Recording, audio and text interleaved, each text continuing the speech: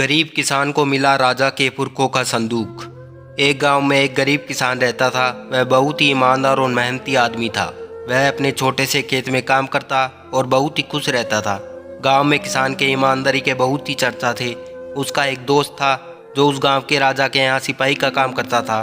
वह किसान से उसके घर रोज मिलने जाता था। एक बार राजा ने अपने दरबार में एक ऐलान किया कि उसके बगीचे में काम करने वाला एक अच्छा सा कारीगर चाहिए जो उसके बगीचे के पेड़ पौधे और फूलों की देखभाल कर सके। राजा का ऐलान सुनकर किसान के दो सिपाही ने सोचा कि यही मौका है किसान से मित्रता निभाने का।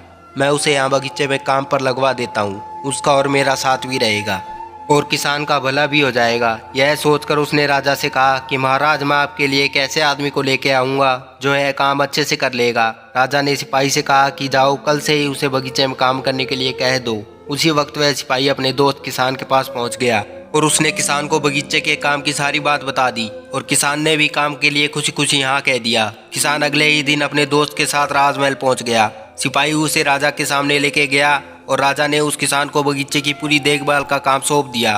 राजा ने कहा, तुम अगर पूरी ईमानदारी के साथ काम करोगे तो तुम्हें 50 सोने के सिक्के हर महीने दूंगा। किसान खुशी खुशी बगीचे में काम करने के लिए हाँ कह देता है और वह उसी समय से बगीचे में काम करने लग जाता है। किसान बगीचे में बहुत दिल लगाकर काम करता है।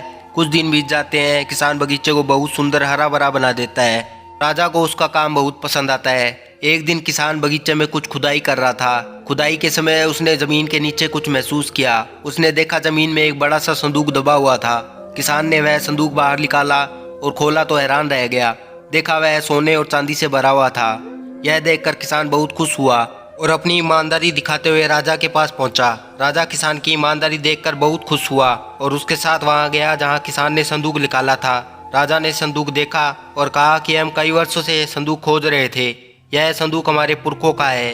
खजाना देख राजा बहुत ही खुश हो जाता है। राजा अगले दिन किसान को पूछता है, तुम्हें क्या इनाम चाहिए? किसान बोलता है, मालिक मुझे कुछ नहीं चाहिए, मेरे पास जो भी है मैं उसी में खुश हूँ। राजा उसकी इतनी अच्छी बात सुनकर और खुश हो जाता है और किसान को अपना मंत्री बनाने का फैसला करता है। किसान भी राजा की बात मान लेता है और राजा का मंत्री बन जाता है। हेलो दोस्तों, अगर यह कहानी आपको अच्छी लगी हो तो वीडियो को लाइक कीजिए, शेयर कीजिए और हमारे चैनल को सब्सक्राइब कीजिए। धन्यवाद।